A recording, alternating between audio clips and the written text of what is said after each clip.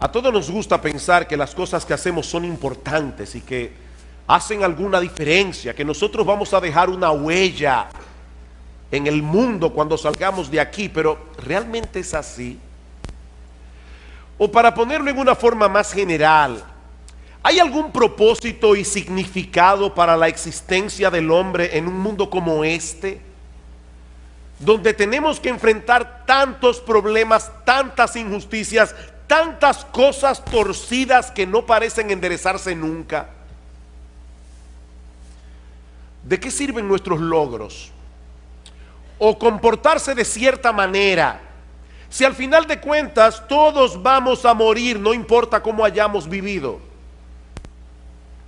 Ese es el tipo de cuestionamientos que se plantea el autor del libro de Eclesiastés, que comenzaremos a estudiar a partir de esta mañana. Y su respuesta inicial es tan desalentadora, tan devastadora, que algunos se preguntan cómo es posible que un libro como ese haya sido incluido en la Biblia. Una lectura superficial de Eclesiastés puede llevarnos a pensar que este libro fue escrito por un filósofo fatalista, no por un hombre inspirado por el Espíritu Santo. Para que tengan una idea del tipo de declaraciones que vamos a ver a lo largo de esta serie, permítanme darles un breve muestrario. Eclesiastés capítulo 2, versículo 17. Aborrecí por tanto la vida. Eso dice un hombre inspirado por el Espíritu de Dios. Aborrecí por tanto la vida, porque la obra que se hace debajo del sol me era fastidiosa, por cuanto todo es vanidad y aflicción de espíritu. Asimismo aborrecí todo mi trabajo que había hecho debajo del sol, el cual tendré que dejar a otro que vendrá después de mí. Eclesiastés 3:18. Dije en mi corazón, es así por causa de los hijos de los hombres, para que Dios los pruebe y para que vean que ellos mismos son semejantes a las bestias. Porque lo que le sucede a los hijos de los hombres y lo que le sucede a las bestias, un mismo suceso es. Como mueren los unos, así mueren los otros, y una misma respiración tienen todos. Ni tiene más el hombre que la bestia, porque todo es vanidad. Eclesiastés capítulo 7, versículo 15. Todo esto he visto en los días de mi vanidad. Justo hay que perece por su justicia. Un justo que perece por su justicia. Y hay impío que por su maldad alarga su vida. No seas demasiado justo. Oigan lo que dice la Biblia. No seas demasiado justo, ni seas sabio con exceso. ¿Por qué habrías de destruirte? No hagas mucho mal, ni seas insensato. ¿Por qué habrás de morir antes de tu tiempo? Y yo no voy a hacer ningún comentario, simplemente estoy leyendo algunos versículos. Capítulo 8, versículo 14. Hay vanidad que se hace sobre la tierra, que hay justos a quienes sucede como si hicieran obras de impíos. Y hay impíos a quienes acontece como si hicieran obras de justo. Digo que esto también es vanidad. Por tanto alabé yo la alegría que no tiene el hombre bien debajo del sol, sino que coma y bebe y se alegre, y que esto le quede de su trabajo los días de su vida, que Dios le concede debajo del sol. ¿Y qué les parece esta? Se lo voy a leer de la Biblia de las Américas. Eclesiastés 10:19. Para el placer se prepara la comida, el vino alegra la vida y el dinero es la respuesta para todo. Alguna persona dice medio en broma, el dinero no te lleva a la felicidad, pero te deja como a una cuadra. Y uno se ríe de ese tipo de declaraciones, pero encontrarla en la palabra de Dios, mis hermanos, eso es otra cosa. Es por eso que algunos consideran el libro de Eclesiastés como el más enigmático de todos los libros de la Biblia. De hecho, una persona le llama a Eclesiastés el niño problemático de la familia de los libros de la Biblia. Sin embargo, como espero que nosotros veamos a lo largo de esta serie, este no solo es un libro fascinante, inspirado por el Espíritu de Dios, Un libro que nos prepara para recibir el Evangelio de Jesucristo, sino que también es de gran ayuda para que los creyentes tengan una correcta perspectiva de la vida aquí y ahora. Lo que hace el autor de Eclesiastés, como veremos en un momento, es examinar la vida del hombre desde una perspectiva completamente secular, sin tomar en cuenta la existencia de Dios, para entonces mostrarnos que desde ese punto de vista la vida del hombre es completamente absurda. La vida del hombre no tiene ningún sentido. En la mañana de hoy yo quisiera introducir este libro de las Escrituras considerando básicamente tres cosas: su autor, su tema y su propósito. Eso es todo lo que vamos a ver en esta mañana. Veremos el autor de Eclesiastés, el tema de Eclesiastés y el propósito de Eclesiastés. Versículo 1, Eclesiastés capítulo 1, versículo 1. Palabras del predicador, hijo de David, rey en Jerusalén. Esta palabra que nuestras versiones de la Biblia traducen como predicador es la palabra hebrea Kohelet, un título que se le daba en aquellos días a un orador oficial que tenía la autoridad para convocar una asamblea y para enseñar a una asamblea. De hecho, la palabra griega para asamblea es la palabra griega eclesia, de donde proviene nuestra palabra iglesia y de donde proviene también el título de este libro, Eclesiastés, o el predicador. Algunos traducen esta palabra como el maestro, otros como el filósofo. Hay otros que prefieren dejarla sin traducción y de llamarle a este individuo simplemente el Kohelet, pero la traducción de nuestras versiones sigue siendo una de las mejores: el predicador. Ahora bien, ¿quién es este predicador que se atribuye la autoría de este libro? Bueno, su nombre no se menciona en ninguna parte de Eclesiastés, pero todo luce indicar que se trata del rey Salomón. En el versículo 1 se refiere a sí mismo como hijo de David, rey de Jerusalén, y más adelante en el versículo 12 nos dice que él fue rey sobre todo Israel. Mis hermanos, ¿quién fue el único hijo de David que pudo reinar sobre toda la nación de Israel? Únicamente Salomón, porque en los días de Roboam, el hijo de Salomón, el reino se dividió en dos. Así que todo luce indicar que este predicador no es otro que el rey Salomón, aparte de que las experiencias que él comparte en el libro encajan perfectamente en lo que nosotros conocemos en la Biblia del rey Salomón.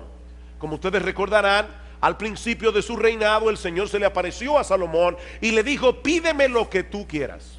Y Salomón le pidió un corazón entendido para juzgar a tu pueblo y para discernir entre lo bueno y lo malo. Él pudo haber pedido muchas cosas, pero lo que le pidió a Dios fue sabiduría. Y dice en el versículo 10: y agradó delante del Señor, Primera de Reyes 3, que Salomón pidiese esto. Y le dijo Dios: porque has demandado esto y no pediste para ti muchos días, ni pediste para ti riquezas, ni pediste la vida de tus enemigos, he aquí que te he dado corazón sabio y entendido, tanto que no ha habido antes de ti otro como tú, ni después de ti se levantará otro como tú. Y aún también te he dado las cosas que no pediste, riquezas, gloria, de tal manera que entre los reyes no haya ninguno como tú en todos tus días. Y si anduvieres en mis caminos, guardando mis estatutos y mis mandamientos como David tu padre, yo alargaré tus días.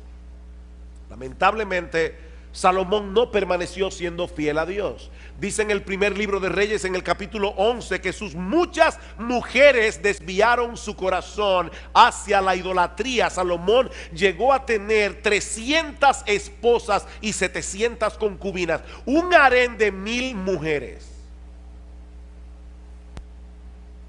Por supuesto, la idolatría tiene consecuencias, y la vida de Salomón se volvió un total desastre. Y aunque nosotros no tenemos constancia de que Salomón se haya arrepentido y haya vuelto a los caminos del Señor, el libro de Eclesiastés parece ser su testimonio de arrepentimiento. Al final de su vida, Salomón quiso compartir las lecciones que aprendió de mala manera durante su tiempo de apostasía. ¿Y cuál es el tema de este libro? versículos 2 y 3. Vanidad de vanidades, dijo el predicador, vanidad de vanidades, todo es vanidad. ¿Qué provecho tiene el hombre de todo su trabajo con que se afana debajo del sol? Y hermanos, esta es una frase clave que se repite 29 veces en todo el libro. Lo que Salomón quiere hacernos ver es que si la existencia humana se limita al aquí, al ahora, si no tomamos en cuenta lo que ocurre del otro lado del sol, cuando partamos de este mundo a la presencia del Señor, entonces nada de esta vida tiene sentido. Vanidad de vanidades, vanidad de vanidades, todo es vanidad. La Nueva Versión Internacional traduce esta frase: lo más absurdo de lo absurdo, lo más absurdo de lo absurdo, todo es absurdo. Y aún otro lo traduce: frustración de frustraciones, todo es frustración. La palabra vanidad también se repite una y otra vez en el libro de Eclesiastés, 38 veces en total, y se refiere a algo que no tiene sustancia, algo inútil, algo sin valor. Mi amigo, si tú dejas a Dios y a la eternidad fuera de la ecuación, lo que te queda es una vida vacía, sin propósito y sumamente frustrante. Salomón parece estar sacando balance aquí. Al final de su vida, de todas las cosas que él tuvo la oportunidad de experimentar, cuando Dios dejó de ser relevante para él, y el resultado final fue menos que nada. Vanidad de vanidades. Los judíos empleaban ese tipo de expresiones cuando querían enfatizar una idea, como cuando nosotros decimos rey de reyes. Él es el rey que está por encima de todos los reyes, o cantar de los cantares. Es el cantar más extraordinario, es el cantar que está por encima de todos los cantares. Bueno, lo que Salomón nos está diciendo aquí es que no hay una cosa más vana que una vida sin Dios. Eso es lo más vano, ya más vano no se puede ser. Esa es la vanidad de las vanidades. Y lo repite 2 veces: vanidad de vanidades, vanidad de vanidades. Y por si todavía alguien no entendió la fortaleza de su idea, concluye diciendo: todo es vanidad. Todo es vanidad. Eso sería la existencia humana si todo lo que tuviéramos fuera esta vida. Venimos de la nada. Somos el producto de un accidente sin propósito. Nos dirigimos inevitablemente a convertirnos otra vez en nada. Y entre una nada y otra nada, nosotros tenemos que estar viviendo en este mundo lleno de dificultades, lleno de problemas, donde los momentos de felicidad son muy escasos y muy transitorios. Por eso alguien decía que antes de preguntar si hay vida después de la vida, habría que preguntar si hay vida ahora. No después de la vida, es si hay vida ahora.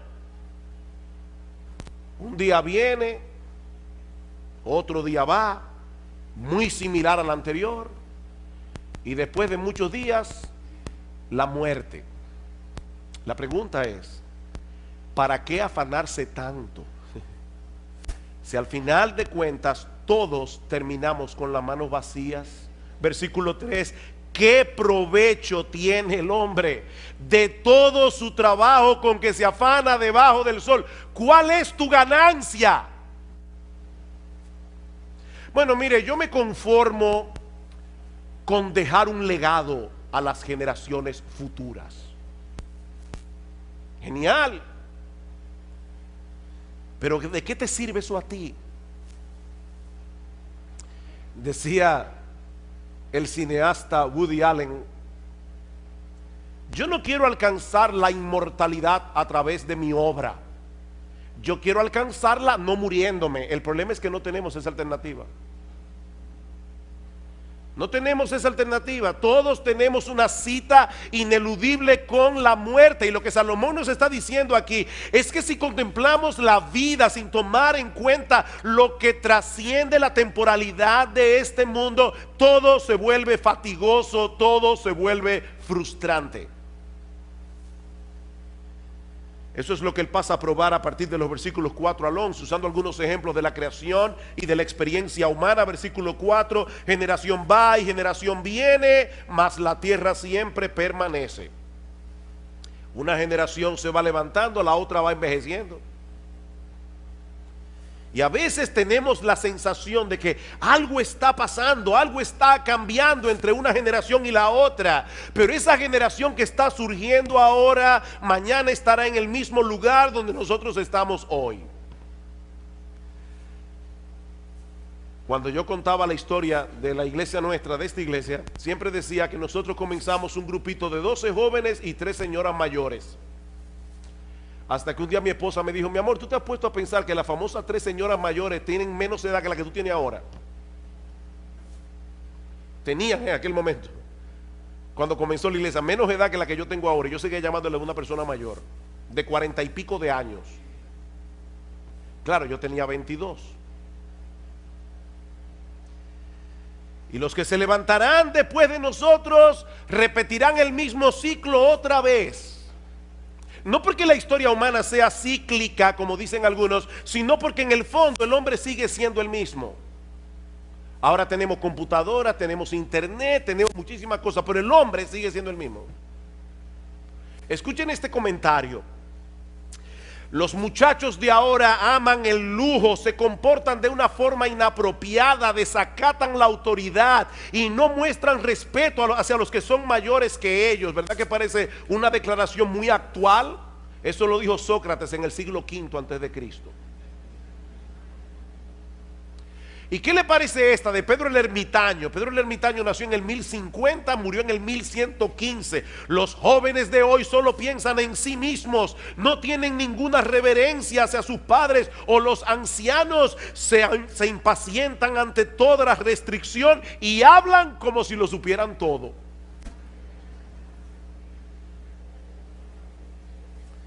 Ustedes ven el punto.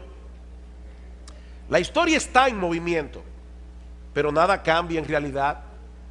Nada cambia. Es lo mismo que nosotros vemos en los procesos de la naturaleza. A pesar de la diversidad y los cambios que nosotros vemos a nuestro alrededor, la naturaleza es sorprendentemente uniforme en su funcionamiento. De hecho, eso es lo que permite que hagamos ciencia. Los científicos pueden evaluar los procesos de la naturaleza porque todo se repite una y otra vez. Versículo 5: sale el sol, se pone el sol, se apresura a volver al lugar de donde se levanta, el viento tira hacia el sur y rodea el norte, va girando de continuo y a sus giros vuelve el viento de nuevo. Los ríos todos van al mar y el mar no se llena. Al lugar de donde los ríos vinieron, allí vuelven para correr de nuevo. El sol salió esta mañana, se va a poner esta tarde, así será mañana y pasado mañana y dentro de 10 meses y dentro de 100 años. La misma rutina. Y lo mismo ocurre con el viento. El viento se mueve constantemente en una serie de circuitos que nosotros no podemos entender del todo y que tampoco cambiará con el paso de los siglos. El mismo circuito. Todos los ríos desembocan en el mar, pero el mar nunca se llena. Y al lugar de donde los ríos vinieron, allí vuelven para correr de nuevo. La misma cosa una y otra vez. Y esa monotonía de la naturaleza no es otra cosa que un reflejo de la monotonía de la vida humana. En ciencia política hay un principio que se conoce como el gatopardismo, por una novela que se llamó El gato pardo, donde apareció esta frase memorable: si queremos que todo siga como está, necesitamos que todo cambie. ¿Cómo así? Bueno, lo que este principio establece es que los políticos tienen que iniciar constantemente algo que se parezca una transformación revolucionaria, pero dejando en realidad las mismas estructuras de poder, de manera que todo cambia, pero nada cambia. ¿O no es así? Eso es el gatopardismo. Todo cambia, pero nada cambia. Eso es básicamente lo que Salomón nos está diciendo en Eclesiastés. Lo que nosotros vemos en los procesos naturales es lo mismo que ocurre en la experiencia del hombre. Versículo 8: todas las cosas son fatigosas más de lo que el hombre puede expresar. Nunca se sacia el ojo de ver ni el oído de oír. Eso fue cierto en los días de Salomón, lo es en el día de hoy. En la historia de la civilización, el hombre nunca había tenido a su alcance tantas posibilidades de ver y oír cosas diferentes.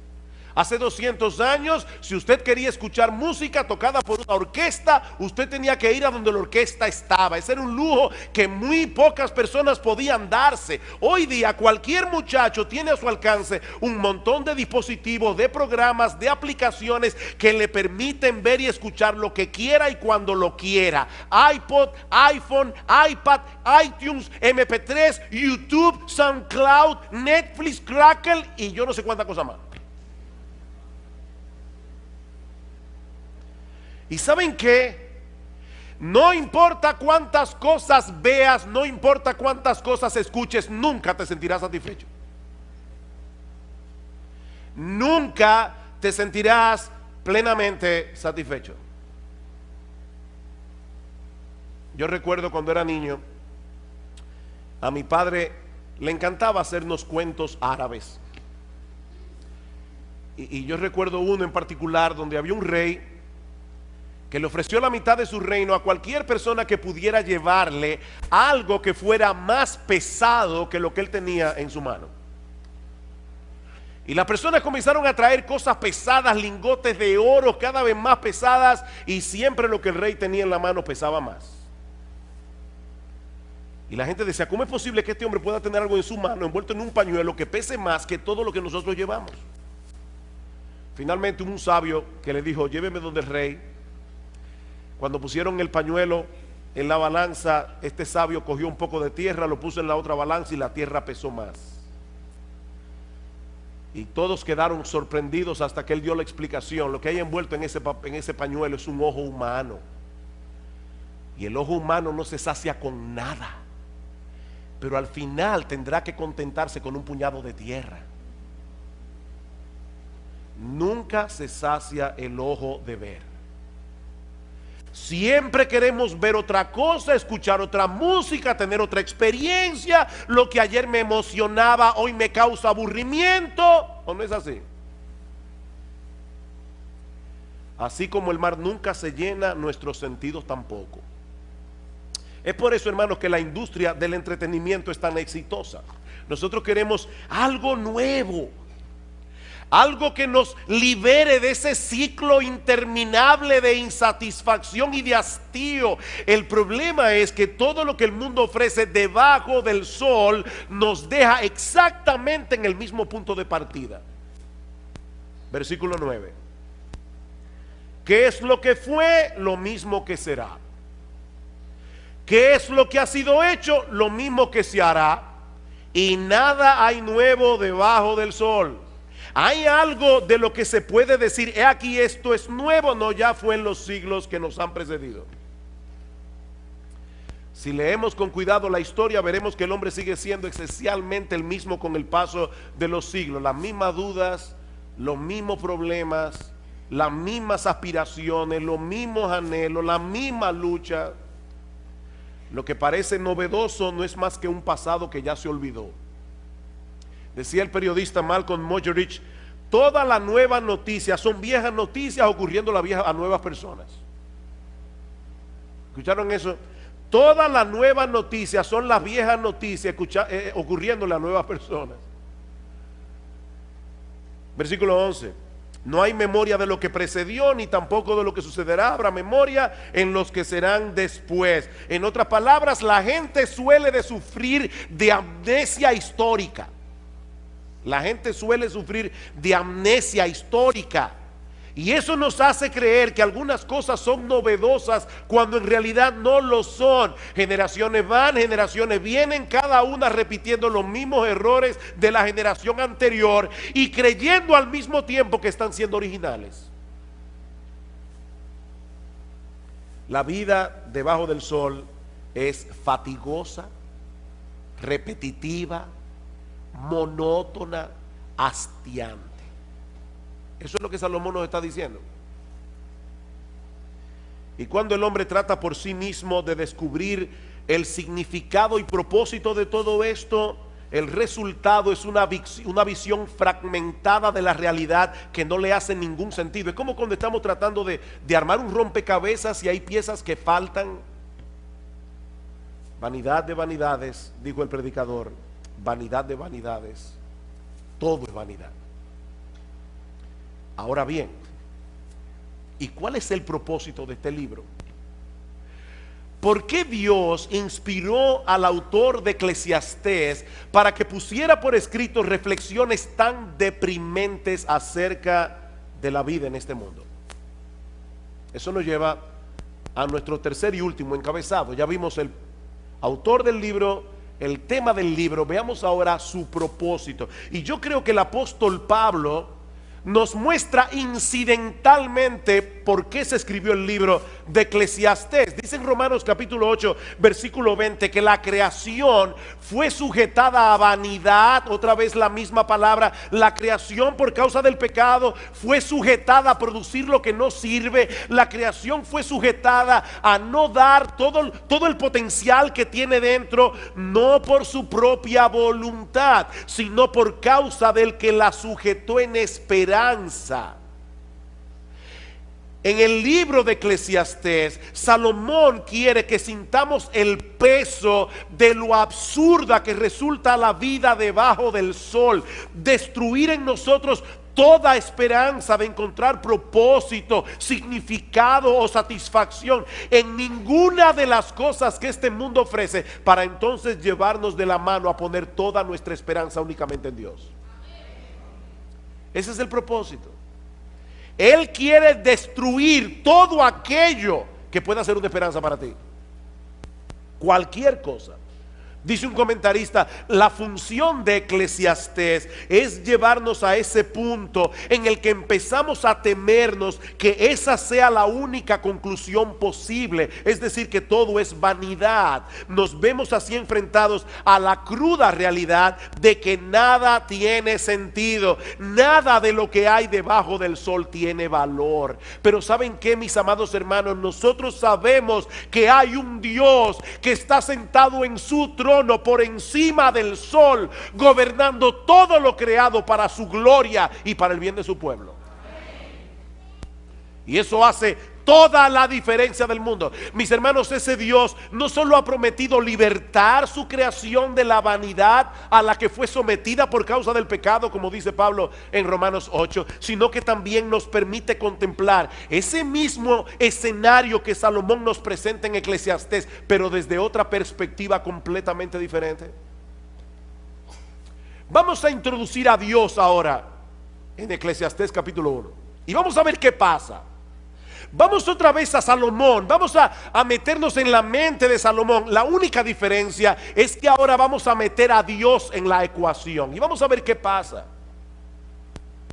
El salmista David, el padre de Salomón, nos dice en el Salmo 19:1: los cielos cuentan la gloria de Dios, el firmamento anuncia la obra de sus manos. El universo es un gran libro disponible para todo el que lo quiera leer, que nos habla de la grandeza, el poder y la majestad de nuestro Dios. Un día emite palabra a otro día, una noche a otra noche declara sabiduría. No hay lenguaje ni palabras, ni es oída su voz, pero por toda la tierra salió su voz y hasta el extremo del mundo sus palabras. Y ahora escuchen: en ellos, en los cielos, puso tabernáculo para el sol. Y este, como esposo que sale de su tálamo, de su cama por la mañana, se alegra cual gigante para correr el camino. El mismo sol que Salomón pone como ejemplo de la monotonía de la vida, nos da un mensaje completamente distinto cuando Dios está detrás del proceso. Ese ciclo solar testifica de la gloria, el poder, el gozo. Dice que se alegra cual gigante, el gozo y aún la bondad de nuestro Creador, que hace salir su sol sobre malos y buenos y que hace llover sobre justos e injustos, como dice Cristo en Mateo 5:45. Así que si leyéramos apropiadamente el mensaje que el sol comunica, ¿saben qué pasaría? Que no dejaríamos nunca de alabar a Dios. Dice en el Salmo 113, desde el nacimiento del sol hasta donde se pone, sea alabado el nombre de Jehová. Si todos los hombres reciben igualmente el beneficio de la luz del sol, ¿no debieran todos darle la gloria y la alabanza al único que le corresponde? Ven ustedes, hermanos, el mismo sol, pero contemplado desde otra perspectiva. Y lo mismo podemos decir de los otros ejemplos que usa Salomón en Eclesiastés. Sí, los ciclos de la naturaleza son repetitivos. Ahora la pregunta es, cuando nosotros colocamos a Dios en el panorama, ¿qué nos enseñan esos ciclos repetitivos de la naturaleza? Son un testimonio contundente de la sabiduría y la fidelidad de nuestro Dios. Dice en el Salmo 104:10, tú eres el que envía las fuentes por los arroyos, van entre los montes, dan de beber a todas las bestias del campo, mitigan su sed los asnos monteses, a sus orillas habitan las aves de los cielos, cantan entre las ramas, él riega los montes desde sus aposentos, del fruto de sus obras se sacia la tierra. Nosotros le llamamos a esto las leyes de la naturaleza. Esa es una expresión que nosotros usamos simplemente para tratar de dar a entender cómo es que Dios opera, porque es Dios el que mantiene la naturaleza funcionando. Él es el que envía la lluvia. Si Dios no quiere, mañana no sale el sol, porque Él es Dios. Y ya lo detuvo en Gabaón, Él puede hacerlo otra vez. Pero es Dios, nuestro buen Dios, el que está cuidando la tierra. Es Dios el que está detrás de todos esos ciclos repetitivos. Así que mis hermanos, si nosotros vemos la naturaleza y no vemos a Dios, el mensaje que la naturaleza nos comunica es totalmente desalentador. Pero de repente introducimos a Dios en la ecuación y todo cambia drásticamente. De repente todo tiene sentido. Salomón nos dice en Eclesiastés 1:8 que el ojo nunca se sacia de ver ni el oído de oír. Pero alguien dijo muy sabiamente, el ojo no se satisface hasta que no ve la mano de Dios, y el oído no se satisface hasta que no escucha su voz. Mis ovejas oyen mi voz, dice el Señor en Juan 10:27, y yo las conozco y me siguen, y yo les doy vida eterna, y no perecerán jamás, ni nadie las arrebatará de mi mano. Yo soy el pan de vida. El que a mí viene nunca tendrá hambre, y el que en mí cree no tendrá sed jamás. Ustedes se dan cuenta, hermanos, del contraste tan marcado que hay entre Eclesiastés y el Evangelio. Por un lado, vanidad de vanidades, todo es vanidad. Por el otro lado, yo he venido para que tengan vida y para que la tengan en abundancia. Juan capítulo 10, versículo 10. Salomón nos dice en Eclesiastés 1:9 que no hay nada nuevo debajo del sol. Y luego pregunta en el versículo 10, ¿hay algo de lo que se puede decir, he aquí, esto es nuevo? La respuesta es, sí lo hay. ¿Hay algo nuevo? Sí lo hay, sí lo hay. Siempre y cuando contemplemos a Dios en el centro de todo. Ese es el punto. Sí lo hay. Hay un nuevo pacto en la sangre del Señor Jesucristo. Dice en Lucas 22:20, un nuevo pacto por medio del cual todos nuestros pecados son perdonados. Un nuevo pacto donde Dios nos concede de pura gracia el don de la vida eterna. Sí hay algo nuevo. Dice en Ezequiel capítulo 36 que Dios promete darnos un nuevo corazón, para que podamos reverenciarle como es debido, para que podamos obedecer sus mandamientos. Dice en 2 Corintios 5:17 que si alguno está en Cristo, nueva criatura es. Sí, Salomón, hay algo nuevo. Dios me hizo nuevo, Dios me transformó, Dios me libertó del pecado. Si alguno está en Cristo, nueva criatura es. Las cosas viejas pasaron, he aquí todas son hechas nuevas. Hay algo nuevo, sí, Salomón dice en Efesios 4:24 que Dios nos ha dado un nuevo hombre, creados según Dios en la justicia y santidad de la verdad. Y por si todo esto fuera poco, dice en Apocalipsis 21:5, y el que estaba sentado en el trono dijo: he aquí, yo hago nuevas todas las cosas. Todas las cosas. Queridos hermanos, algún día todo será nuevo. Algún día todo será nuevo. Esta creación que fue sujetada a vanidad, esta creación que fue sujetada a producir lo que no sirve, será libertada de la esclavitud de la corrupción, dice Pablo en Romanos 8:21, a la libertad gloriosa de los hijos de Dios. En aquel día será eliminado por siempre todo vestigio del pecado en nosotros y en lo creado. Y ¿saben qué, mis amados hermanos? Nunca más experimentaremos la frustración y el hastío que muchas veces experimentamos en este mundo caído, aún los cristianos. O tú nunca te aburres, tú nunca te hastías, nunca te sientes frustrado.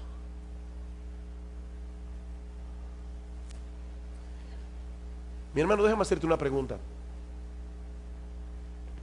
¿Cuál es la perspectiva con la que tú usualmente contemplas la vida?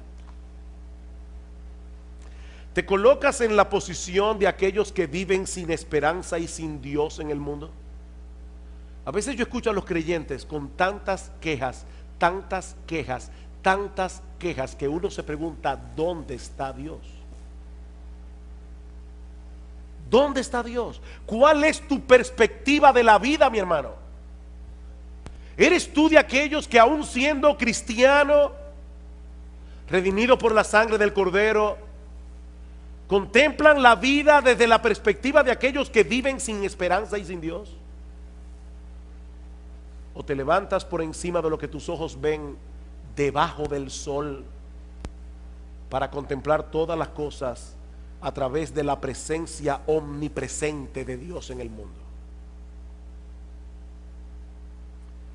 Miren, hermanos, no hay que ser un incrédulo para perder de vista a Dios. De hecho, en la época de Salomón, el ateísmo no se conocía. Eso era algo extraño. Salomón no está diciendo que vamos a contemplar la vida desde el punto de vista del ateo. Basta simplemente con que tú creas en Dios, pero no lo tomes en cuenta.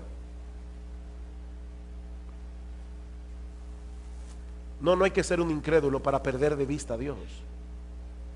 Sobre todo cuando las cosas no están saliendo como nosotros quisiéramos.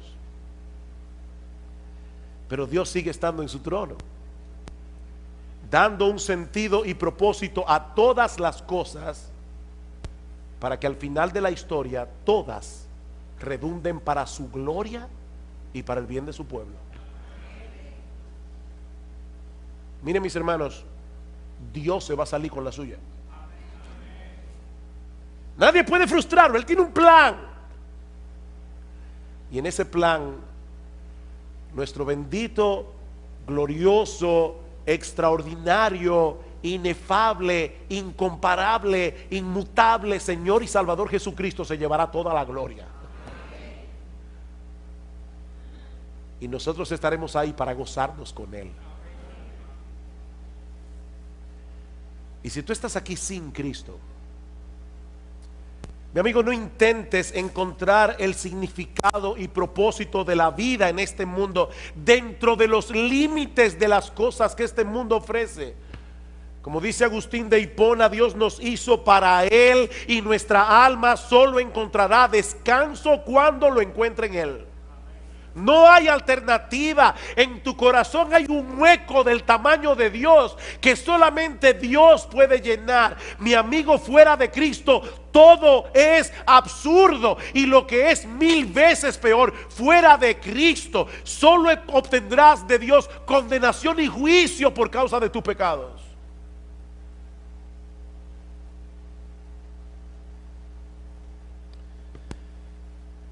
Miren, hermanos, hay frases que en el mundo evangélico se repite tanto y tanto y tanto, que se convierten en clichés, y nosotros dejamos de percibir la verdad que hay detrás de esas frases que se repiten una y otra vez.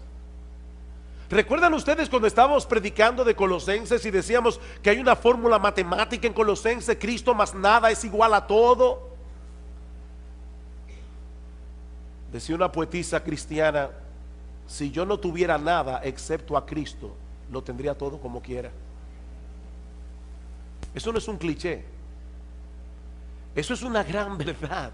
Cristo es el todo en todos, es Cristo, es Cristo, es Cristo. Mis hermanos, mis amigos que están aquí, el significado de la vida, el propósito de nuestra existencia, todo gira en torno a Él. Él es el centro. Es Cristo, es Cristo, es Cristo y nadie más. Dice en la Escritura que hay un solo Dios y hay un solo mediador entre Dios y los hombres, Jesucristo, hombre. Él se introdujo en la historia humana. Él vino y vivió debajo del sol. ¿Sabes para qué? Para morir por nuestros pecados, para reconciliarnos con Dios, y ahora ofrece en el Evangelio perdón y vida eterna a todo el que viene a Él en arrepentimiento y fe. Es Cristo y solo Cristo. Mi amigo, no te vayas de este lugar sin arreglar tus cuentas con Dios a través de Cristo, porque su gracia sigue estando disponible para todo aquel que cree. Él es un Dios de gracia y Él te ofrece hoy su gracia para que dejes de vivir la vida absurda que estás viviendo y por primera vez en tu vida, por primera vez en tu vida, comiences a vivir realmente. Yo he venido para que tengan vida y para que la tengan en abundancia.